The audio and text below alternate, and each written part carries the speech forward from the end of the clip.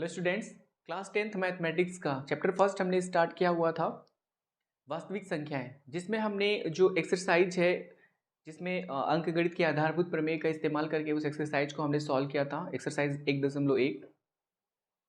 आज हम एक्सरसाइज 1.2 के क्वेश्चंस को सॉल्व करेंगे, जिसमें हमें ये प्रूव करना है कि स्क्वायर रूट के अंदर अगर कोई अभाज्य संख्या है, यानी वर्गमूल के अंदर कोई अभाज्य संख्या है, तो वो अभाज्य संख्या एक अपरिमेय संख्या होती है। ये चीज़ हमें प्रूव करना है। इसको प्रूव करने के लिए हम जिन चीज़ों का इस्तेमाल करेंगे वो हम एक एग्जाम्पल के माध्यम से ही समझेंगे। तो चलिए सबसे पहले देखिए एक एग्जाम्पल। तो एग्जाम्पल ये है कि स्क्वायर रूट ऑफ 2 एक अपरिमेय संख्या है।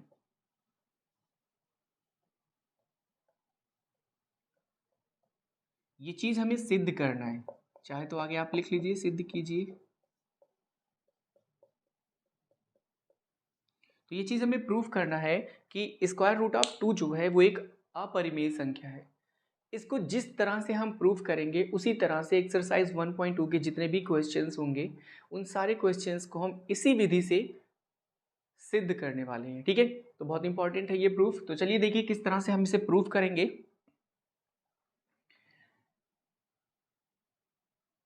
एक चीज आपको बता दें, जैसे मान लीजिए अगर कोई तथ्य गलत है तो हम उस तथ्य को सत्य सिद्ध कर लें, मतलब सत्य मान लें, सिद्ध ना कर लें, मान लें। कोई भी तथ्य है, मान लीजिए एक सेंटेंस लिखा हुआ, वो सेंटेंस गलत है, हमें पता है कि वो रॉन्ग है, तो हम क्या करते हैं कि उस सेंटेंस को सही मान लेते हैं और कुछ इस तरह से चीज़ों को प्रूफ करते हैं कि वो सेंटेंस जो है वो खुद ब खुद गलत हो जाए। फिर से समझिएगा, यानी कोई एक सेंटेंस है, वो सेंटेंस गलत है, उस सेंटेंस को हमने सही मान लिया और कुछ चीज़ों को लॉजिकली कुछ चीज़ों को इस्तेमाल करके हमने उस सेंटेंस को क्या कर दिया, गलत। तो हमने माना था सही और कर दिया गलत, तो ये विरोधाभास होता है। इस विरोधाभास के आधार पर किसी भी चीज़ को सत्य सिद्ध किया जा सकता है। यानी कोई चीज़ पहले से अगर है तो हम क्या कर लेते हैं, उसके विपरीत उस चीज़ को मान लेते हैं और फिर पुनः उसे गलत सिद्ध कर देते हैं। तो जो हमने सही माना था वो गलत हो जाएगा, तो जो गलत था वो अपने आप से क्या हो जाएगा, सही हो जाएगा। इसको बोलते हैं विरोधाभास। तो सिद्ध कीजिए कि अंडर रूट 2 एक अपरिमेय संख्या है। इसको करने के लिए क्या करेंगे, हम मान लेंगे, माना वर्गमूल में 2 के अंदर जो संख्या लिखी हुई है इस तरह से, वर्गमूल 2 एक परिमेय संख्या है। क्या है, एक परिमेय संख्या है, एक परिमेय संख्या है। आप सबको पता है कि कोई भी परिमेय संख्या p/q के रूप में लिखी जा सकती है, तो हम इसको भी p/q के रूप में लिख सकते हैं क्योंकि एक परिमेय संख्या है। तो अतः अंडर रूट 2 जो है वो इक्वल्स टू होगा x/y। अगर हम इसको सरलीकृत कर लें, सरलीकृत का मतलब ये होता है कि यक्स और वाई एक पूर्णांक है और अगर इन यक्स और वाई पूर्णांक में एक के अलावा कोई और संख्या उभयनिष्ठ ना हो तो इसको बोलते हैं सरलीकृत। सरलीकृत करने के बाद मान लीजिए ये बराबर हो जाता है a/b।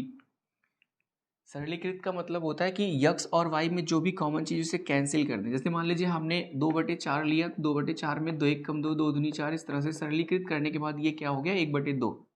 अब 1/2 में अंश में 1 और हर में 2 लिखा है, जिसमें 1 के अलावा कोई और उभयनिष्ठ गुणनखंड नहीं है। तो इस तरह से अंडर रूट 2 को हमने x/y माना और सरलीकृत के पश्चात इसे a/b लिखा, जिसमें a और b दोनों ही पूर्णांक हैं, लेकिन साथ ही साथ एक ऐसे पूर्णांक हैं जिसमें 1 के अलावा कोई भी उभयनिष्ठ गुणनखंड नहीं है। तो इसको हम क्या बोलते हैं, सह अभाज्य संख्याएं भी बोल सकते हैं। ठीक है, तो आप लिख सकते हैं जहां a और b सह अभाज्य संख्याएं हैं।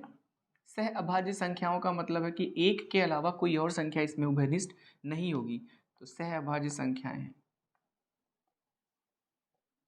ठीक है, अब हम करते क्या है, square root of 2 is equals to a/b जो लिखा हुआ है इसका वर्ग कर दें दोनों पक्षों का।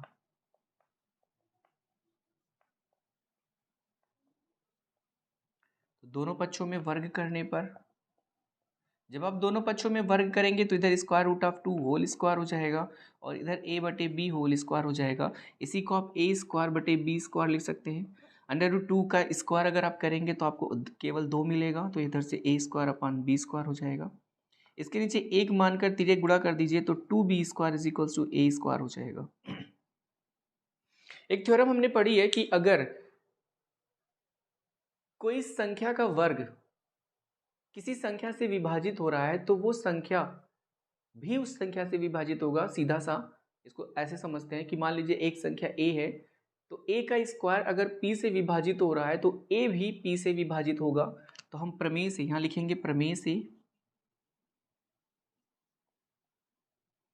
यहाँ देखिए 2b² is equals to a² लिखा हुआ है। इसका ये मतलब हुआ कि अगर हम इसको इस तरह से लिख दें या करके a² बराबर 2b², तो देखिए इसको अगर गुणनखंड के रूप में लिखें तो 2 इंटू बी लिख सकते हैं। आप सबको पता है कि कोई भी संख्या अपने गुणनखंड से, उसमें गुणनखंड में आने वाली जितनी भी संख्याएं होंगी उससे तो डिविजिबल होता है, उससे विभाजित होता है। तो यहाँ पर 2b² जो है 2 इंटू बी में लिखने के बाद ये a² 2 से भी विभाजित है, b से भी विभाजित है। तो हम क्या करते हैं, a² को 2 से विभाजित करते हैं। ठीक है, तो प्रमेय से क्या हो जाएगा, a² 2 से विभाजित है। ठीक है,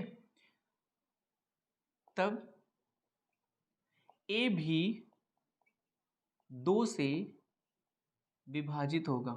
ये चीज हम प्रमेय से हमको पता है। ठीक है, एक प्रमेय हमने पढ़ा हुआ है कि यदि कोई संख्या है उसका वर्ग अगर किसी संख्या से विभाजित तो वो संख्या स्वयं भी उस संख्या से विभाजित होगी। यानी a² अगर p से विभाजित है तो a भी p से विभाजित होगा। तो इस तरह से प्रमेय से a² 2 से विभाजित है तब a भी 2 से क्या है, विभाजित है। अब अगर a 2 से विभाजित है तो हम क्या कर सकते हैं, मान सकते हैं कि a जो है वो 2 का गुणज है, और 2 का अगर गुणज है तो उसे 2c मान सकते हैं। ठीक है, a जो है वो 2 से अगर विभाजित है तो a 2 का गुणज है। अब अगर a 2 का गुणज है यानी a की संख्या जो ये संख्या जो है उसमें 2 का गुणा करने के बाद हमें संख्या मिल सकती है। तो इस तरह से हम a को 2c मान सकते हैं और फिर 2c को क्या कर सकते हैं, ये जो हमने यहाँ लिखा हुआ है इसे इक्वेशन फर्स्ट मानकर यहाँ पे सब्स्टिट्यूट करेंगे, प्रतिस्थापित करेंगे। तो यहाँ क्या हो जाएगा, a के स्थान पर हो जाएगा 2c, तो यहाँ हो जाएगा 2c का स्क्वायर बराबर कितना, यहाँ हो जाएगा 2b का स्क्वायर। 2 का स्क्वायर करेंगे तो 4c² आएगा बराबर हो जाएगा 2b²। 2c ये कैंसिल होगा, 2 बचेगा तो 2c का वर्ग जो है वो है यहाँ पे b²। अब पुनः इसे ऐसे लिख सकते हैं कि b² बराबर 2 गुणे मतलब 2c², और 2c² को 2 इंटू सी में फिर से लिख सकते हैं। फिर से वही चीज़ अप्लाई कर सकते हैं यहाँ पर जो भी हमने थोड़ी देर पहले किया कि b² जो है इसका जो अभाज्य गुणनखंडन है वो 2 इंटू सी है। अब ये b² जो है वो 2 से विभाजित होगा, क्योंकि कोई भी संख्या अपने गुणनखंड में आने वाली प्रत्येक संख्या से विभाजित होती है, इसलिए b² 2 से विभाजित होगा। तो आप यहाँ क्या लिखेंगे, प्रमेय से b² जो है वो 2 से क्या है, विभाजित है।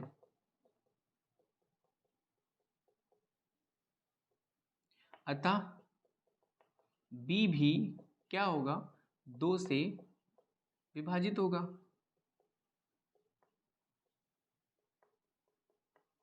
b² अगर 2 से विभाजित है तो b भी क्या होगा, 2 से विभाजित होगा। अब अगर b भी 2 से विभाजित है तो इस सेंटेंस को अगर ध्यान से देखें और इस सेंटेंस को अगर ध्यान से देखें कि a भी 2 से विभाजित है, b भी 2 से विभाजित है, इसका क्या मतलब है कि a और b में एक उभयनिष्ठ गुणनखंड है 2, क्योंकि वो 2 से ये भी विभाजित हो रहा है और ये भी विभाजित हो रहा है।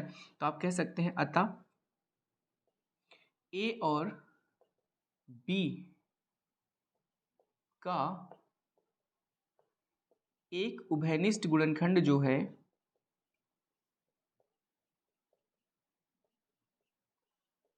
वो 2 है। ठीक है, a और b का एक उभयनिष्ठ गुणनखंड क्या है, 2 है। अब एक चीज बताइए, शुरू में जब हमने माना था √2 को एक परिमेय संख्या, उस कंडीशन में √2 को x/y मान के उसको सरलीकृत करने के बाद a/b में बदलने के पश्चात हमने ये देखा कि a और b जो है वो सहअभाज्य संख्याएं हैं, यानी एक के अलावा कोई और संख्या a और b में उभयनिष्ठ नहीं हो सकती थी हमारी मानी गई परिकल्पना के अनुसार। परंतु जब हमने चीज़ों को सॉल्व किया तो हमने ये देखा कि a और b का एक उभयनिष्ठ गुणनखंड है 2, जो कि संभव ही नहीं है। ऐसा इसलिए क्योंकि हम पहले ही मान चुके हैं कि a और b क्या है, एक सहअभाज्य संख्या है, और सहअभाज्य ऐसी संख्याओं को बोलते हैं जिनमें एक के अलावा कोई और संख्या उभयनिष्ठ नहीं होती। पर यहाँ पर तो a और b का एक उभयनिष्ठ गुणनखंड 2 भी आ रहा है। इसका मतलब ये है कि हमारी जो परिकल्पना है वो गलत है। तो हम लिखेंगे अतः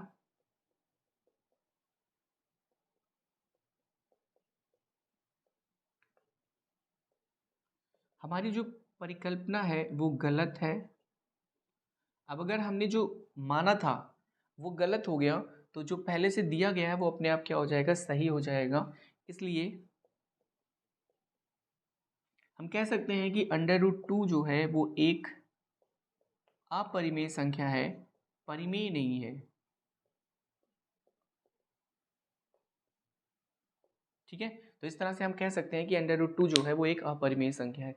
तो इसे नोट कर लीजिए, फिर हम अब आगे बढ़ते हैं। ठीक है, प्रश्नावली के प्रश्नों को हल करने से पहले हम एक छोटा सा रूल देख लेते हैं परिमेय और अपरिमेय संख्याओं की संक्रियाओं के ऊपर।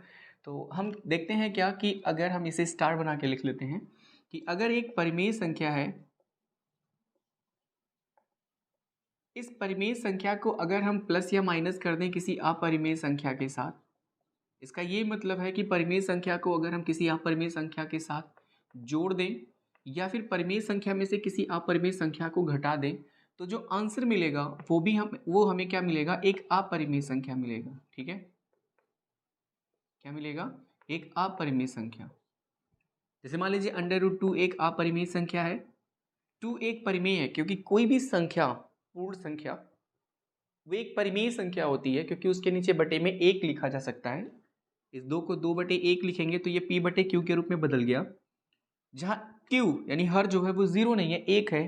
तो ये 2 जो है वो एक परिमेय संख्या है। अब अगर हम इसे दो जोड़ दें, 2 प्लस √2 लिख दें, तो फिर ये जो संख्या हमको मिलकर मिलेगा ये एक अपरिमेय संख्या है। ठीक है, तो यही चीज़ हमको सीखना है कि किसी परिमेय संख्या में किसी अपरिमेय संख्या को जोड़ने या घटाने के उपरांत जो संख्या मिलती है वो भी एक अपरिमेय संख्या होती है। ठीक है, सेम इसी तरह से अगर आप किसी परिमेय संख्या में किसी अपरिमेय संख्या का गुणा कर दीजिए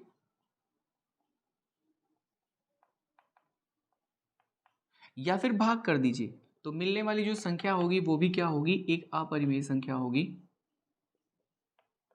एक अपरिमेय संख्या। ठीक है, तो इस तरह से याद रखिएगा कि किसी परिमेय संख्या में एक अपरिमेय संख्या को जोड़ने या फिर घटाने के उपरांत जो संख्या मिलती है वो एक अपरिमेय संख्या होती है, और किसी परिमेय संख्या में किसी अपरिमेय संख्या को गुणा करने या फिर भाग देने पर जो संख्या मिलती है वो भी क्या होती है, एक अपरिमेय संख्या होती है। तो इस तरह से परिमेय और अपरिमेय संख्याओं के ऊपर जो संक्रियाएं होती हैं गणितीय, जोड़ना, घटाना, गुणा अथवा भाग, वो इस तरह से फॉलो होती हैं। ठीक है, अब हम क्या करेंगे, प्रश्नावली 1.4 के प्रश्नों को सॉल्व करेंगे। तो चलिए देखते हैं कि किस तरह से हमें उसे सॉल्व करना है इन सब चीज़ों का इस्तेमाल करते हुए। ठीक है, तो चलिए देखिए प्रश्नावली 1.2 का जो पहला सवाल है वो है क्या, सवाल है सिद्ध कीजिए कि √5 एक अपरिमेय संख्या है। यानी हमें ये प्रूव करना है कि √5 जो है वो एक अपरिमेय संख्या है। ठीक है, क्या है, एक अपरिमेय संख्या है, ये चीज़ हमें प्रूव करना है। तो किस तरह से प्रूव करेंगे, फिर से वही चीज़ जिस तरह से अभी हमने √2 को एक अपरिमेय संख्या सिद्ध किया है, सेम उसी तरह से हम जो है वो √5 को भी एक अपरिमेय संख्या सिद्ध कर सकते हैं। तो हम मान लेते हैं कि माना √5 जो है वो एक अपरिमेय ना होकर एक परिमेय संख्या है। क्या है, एक परिमेय संख्या है। अब अगर ये परिमेय संख्या है तो हम इसे x/y यानी p/q के रूप में एक्सप्रेस कर सकते हैं, और सरलीकृत करने के उपरांत,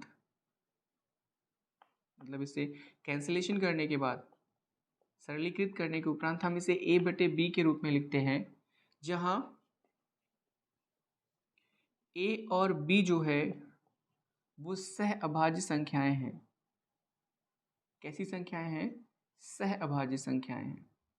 अब अगर ये सह अभाज्य संख्याएं हैं तो इसमें एक के अलावा कोई और संख्या उभयनिष्ठ नहीं होगी। तो इस तरह से √5 जो है वो a/b के रूप में हो गया। अब हम क्या करते हैं, दोनों पक्षों का वर्ग कर देते हैं। तो दोनों पक्षों का वर्ग करने पर तो वर्ग करने के बाद हमें क्या मिलेगा, मिलेगा स्क्वायर रूट ऑफ 5 का स्क्वायर और फिर यहाँ पर a बटे बी पूरे की घात 2। किसी भी वर्गमूल में रखी हुई संख्या का वर्ग वही संख्या हमें मिलती है, तो यहाँ पर 5 हो जाएगा और ये a square upon B square हो जाएगा। अब अगर a स्क्वायर की वैल्यू यहाँ से निकालें तो ये हो जाएगा 5b स्क्वायर और इसे हम गुणनखंड के रूप में लिखें तो 5 गुणे b लिख सकते हैं। अब देखिए a स्क्वायर बराबर 5 गुणे b है, इसका मतलब a स्क्वायर 5 से भी डिविजिबल है, यानी कट जाएगा, विभाजित हो जाएगा, और जो a स्क्वायर है वो b से भी डिवाइड हो जाएगा, विभाजित हो जाएगा। तो हम यहाँ लिखेंगे प्रमेय से a स्क्वायर जो है वो 2 नहीं 5 से, तो 5 से विभाजित है, अतः a भी 5 से क्या होगा, विभाजित होगा। ठीक है, यानी a स्क्वायर जो है अगर वो 5 से विभाजित है तो a भी 5 से विभाजित होगा, क्योंकि प्रमेय में हमने पढ़ा है कि a स्क्वायर अगर p से विभाजित हो रहा है तो a भी p से विभाजित होगा, उसी का इस्तेमाल हमने यहाँ पे किया हुआ है। अब अगर a 5 से विभाजित है तो a जो है वो 5 का एक गुणज है। जैसे मान लीजिए 10 5 से अगर विभाजित है तो 10 5 का एक गुणज है, 5 और 2 का गुणा करेंगे तो 10 होगा, 5 दूनी 10। तो इसी तरह से कोई भी संख्या अगर किसी दूसरी संख्या से विभाजित है तो पहली वाली संख्या दूसरी वाली संख्या की गुणज होती है। हम पहली संख्या को दूसरी वाली संख्या के गुणज के रूप में लिख सकते हैं। तो माना a जो है वो 5c है। अब a के स्थान पर 5c रखेंगे तो हो जाएगा कितना, यहाँ पे अगर आप रखेंगे 5c तो हो जाएगा 5c का स्क्वायर बराबर ये हो जाएगा कितना, 5b का वर्ग।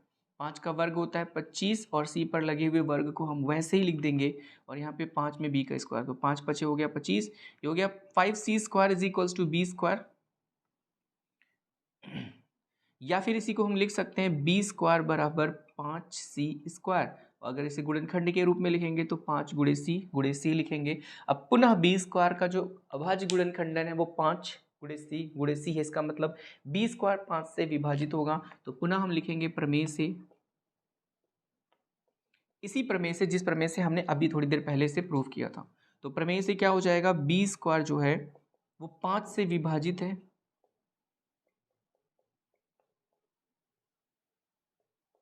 अतः b भी 5 से क्या होगा, विभाजित होगा।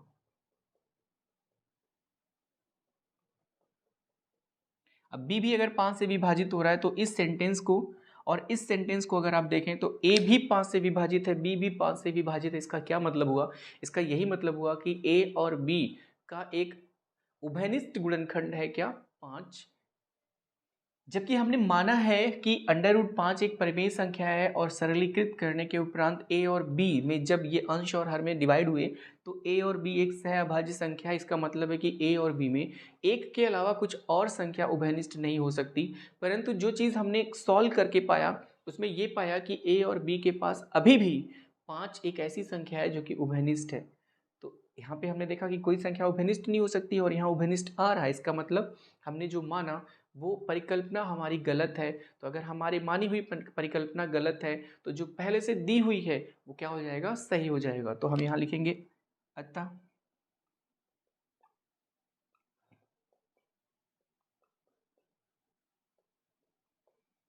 हमारी परिकल्पना जो है वो क्या है, गलत है। अतः हमारी परिकल्पना क्या है, गलत है।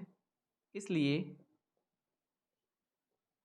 हम कह सकते हैं कि √5 जो है एक अपरिमेय संख्या है।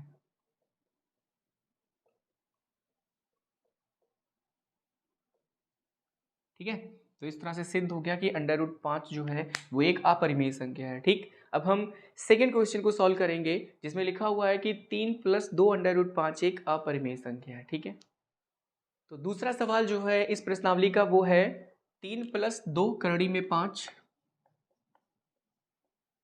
एक अपरिमेय संख्या, ये चीज हमें प्रूव करना है। एक अपरिमेय संख्या है। ठीक है, तो ये चीज हमें प्रूव करना है। तो इसे भी वैसे ही करेंगे कि माना 3 + 2 करड़ी में 5 जो है वो एक परिमेय संख्या है। क्या है ये? एक परिमेय संख्या है। क्योंकि हमें सिद्ध करना है इसलिए हमें इतना बड़ा प्रोसेस अप्लाई करना है।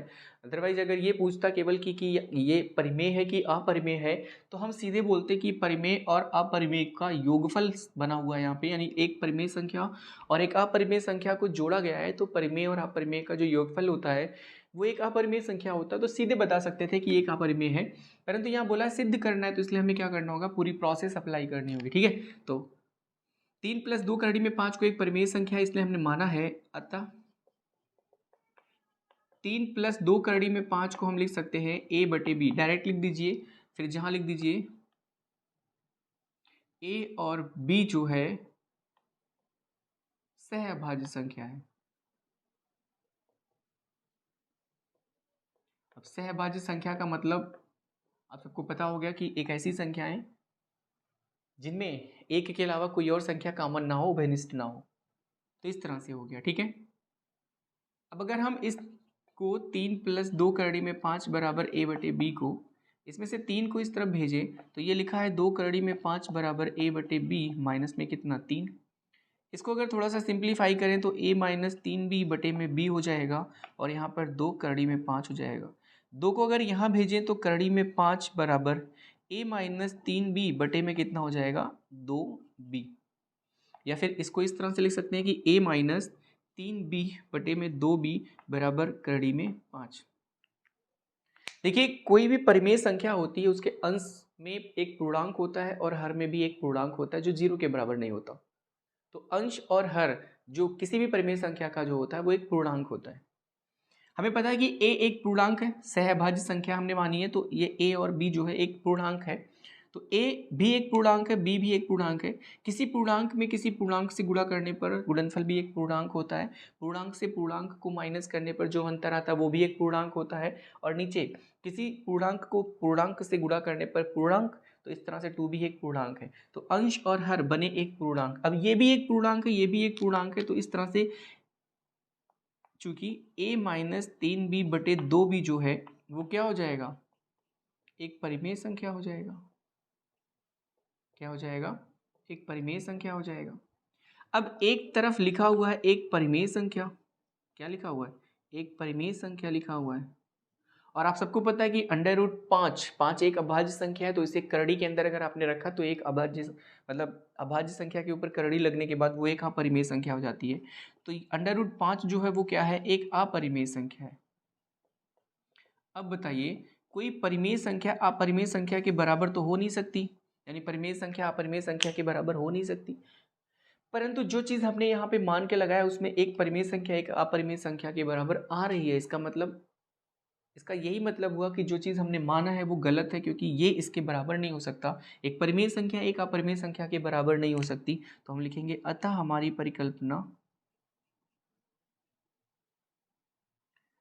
परिकल्पना जो है वो गलत है।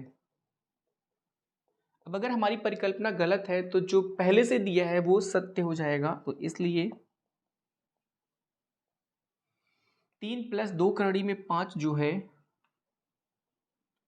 एक क्या है, अपरिमेय संख्या है।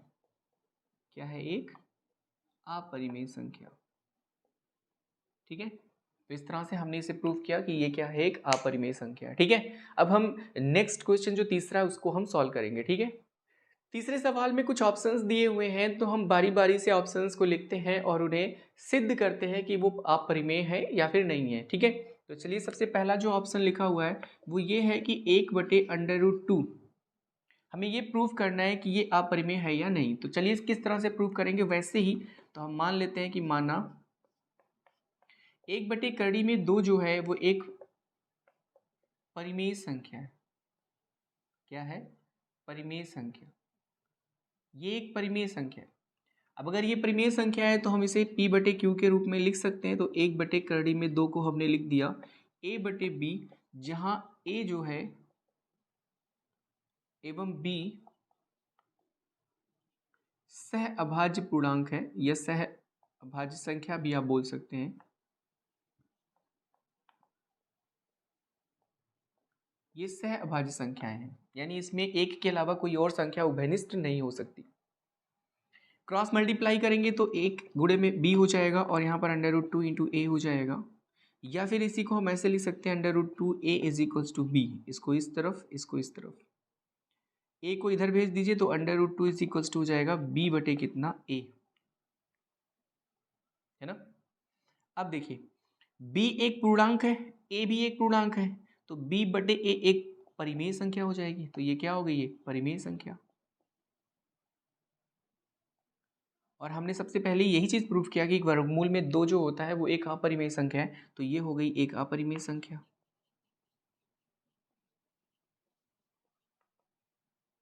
अब बताइए एक अपरिमेय संख्या जो है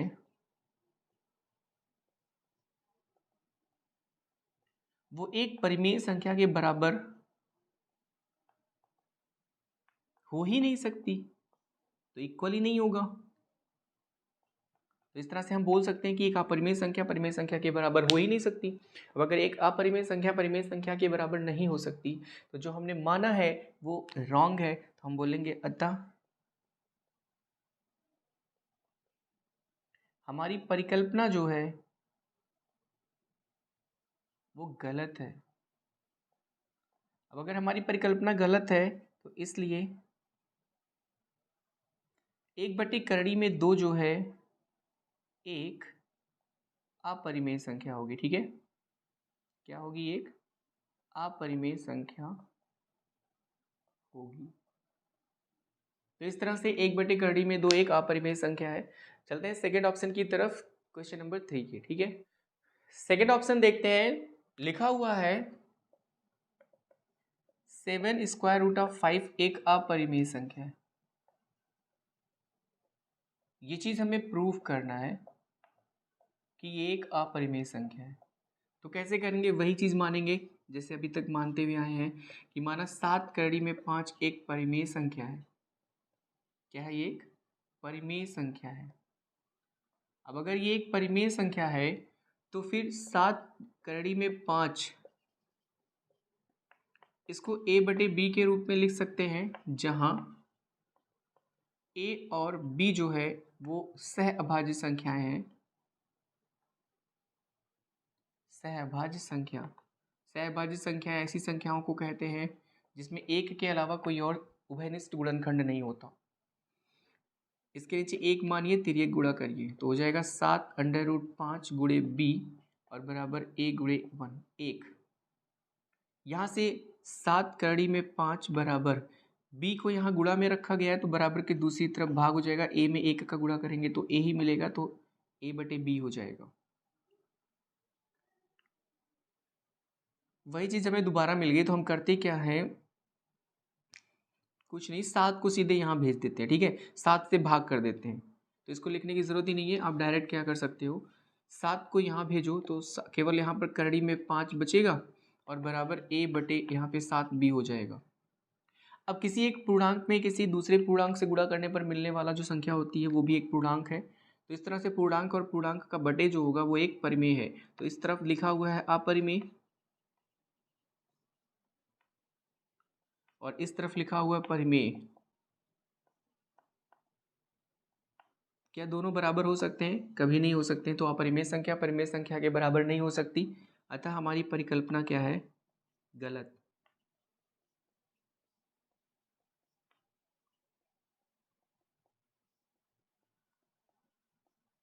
अब अगर हमारी परिकल्पना गलत है तो हम बोल सकते हैं इसलिए 7√5 जो है वो एक अपरिमेय संख्या है।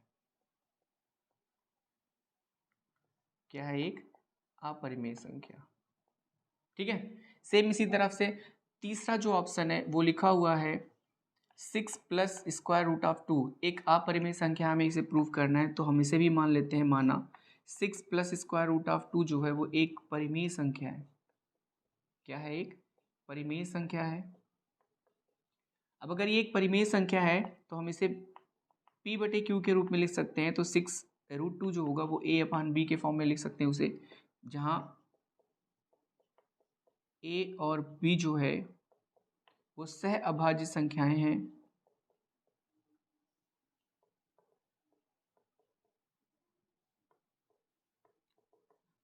सहभाज्य संख्याएं हैं। इसमें क्या करेंगे हम 6 plus square root of 2 is equals to A upon B में इसको इस तरफ भेज देंगे तो इधर स्क्वायर रूट ऑफ 2 बचेगा। ए अपान बी ये प्लस उधर जाएगा तो माइनस में 6 हो जाएगा। अब ए माइनस में इसको अगर यहाँ भेजें बटे 1 करके तो फिर बी और 6 का गुणा जब होगा तो 6 भी होगा बटे बी हो जाएगा और यहाँ स्क्वायर रूट ऑफ 2 बचेगा। अब आप देख सकते हैं एक तरफ स्क्वायर रूट ऑफ 2 है दूसरी तरफ a minus 6b upon B है।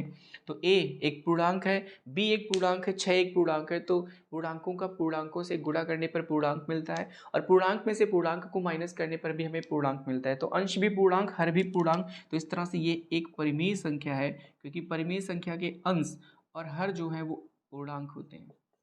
और इधर जो अंडर रूट 2 लिखा हुआ है वो एक अपरिमेय संख्या है क्योंकि हमने इसे प्रूफ किया है कि वर्गमूल के अंदर अगर एक अभाज्य संख्या है तो वो अपरिमेय होता है।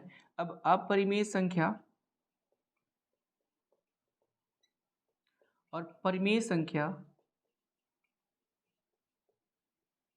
कभी भी बराबर नहीं हो सकते, इसलिए जो हमने माना है वो परिकल्पना गलत है। तो हम यहाँ फिर से लिखेंगे हमारी परिकल्पना